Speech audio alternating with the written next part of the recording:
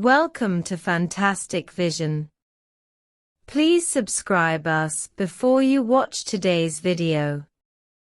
With the development of new energy vehicle technology, core issues such as battery life, charging speed, and safety have basically been solved. Coupled with the continuous improvement of supporting facilities such as charging piles and car purchase subsidies, many people have begun to choose to purchase new energy vehicles. Judging from the current situation, the market share of new energy vehicles is gradually expanding. Not only are more and more companies beginning to join the field of new energy vehicles, many traditional car companies have also begun to transform into the field of new energy vehicles. This is also it has largely promoted the rapid development of new energy vehicle-related technologies. However, one thing worth noting is that in addition to the rapid development of the new energy vehicle industry, the field of power batteries has also begun to develop rapidly. Many new energy vehicle companies have begun to independently develop power batteries, which has also promoted the progress of related technologies. Currently, in the field of power batteries, domestic companies such as CATL and BYD are performing very well. Among them, CATL has surpassed the Korean battery company LG and captured nearly half of the global market share. Even American new energy vehicle companies are using CATL's ternary lithium batteries on a large scale.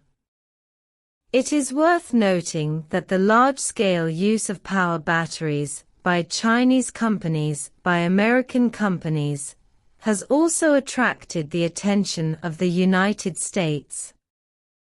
At the end of December, the United States announced new regulations on power batteries. Any new energy vehicle using power batteries, or related parts, produced by Chinese companies will not be able to enjoy the U.S. subsidy of up to $7,500. Judging from recent news, this new regulation has officially come into effect on January 1st, which has also resulted in the number of models eligible for electric vehicle subsidies in the United States being reduced from the previous 43 to 9. What is most noteworthy is that, judging from the news revealed by foreign media, many American companies have no plans to replace power batteries, which also means that these American companies would rather give up subsidies than replace power batteries. According to Reference News, when the United States introduced new regulations to ban the purchase of batteries from Chinese companies, the U.S. media quoted customs data and pointed out that since China introduced export control measures of germanium and gallium, it has completely banned exports of these two key products to the United States. Raw materials. Judging from public data, since China officially restricted the export of germanium and gallium on August 1st, the amount of gallium exported to Japan has decreased by about 75%, and the amount of germanium exported has decreased by about 33%. China's total gallium exports in 2023 dropped by about 66%, and germanium exports dropped by 8%.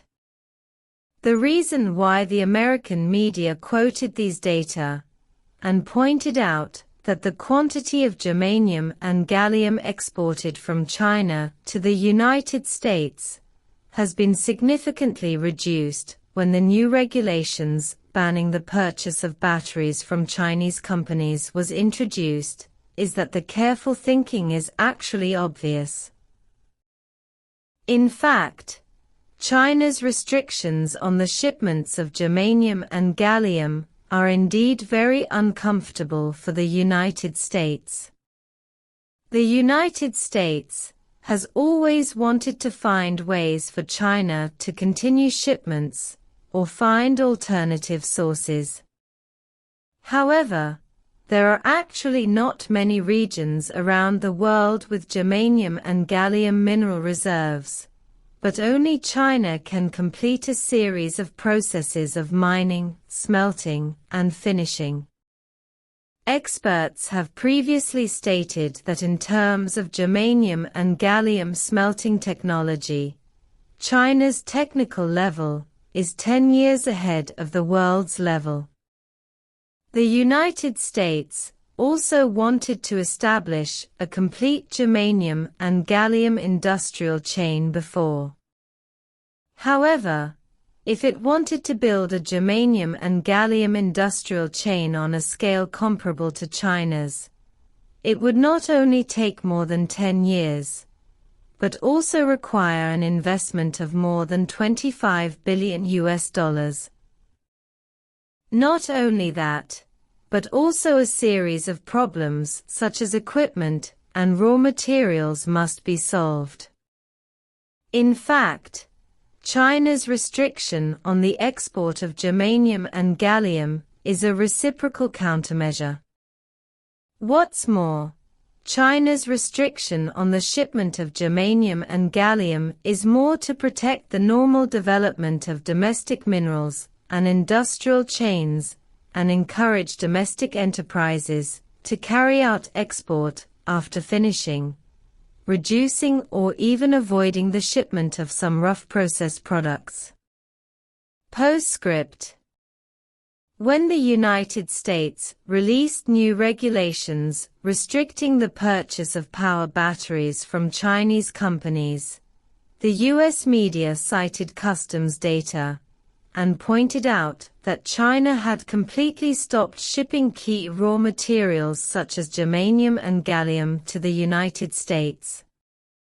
From this point, it is not difficult to see that China's restrictions on germanium and gallium shipments have indeed hit the United States 7 inches and made the United States very uncomfortable.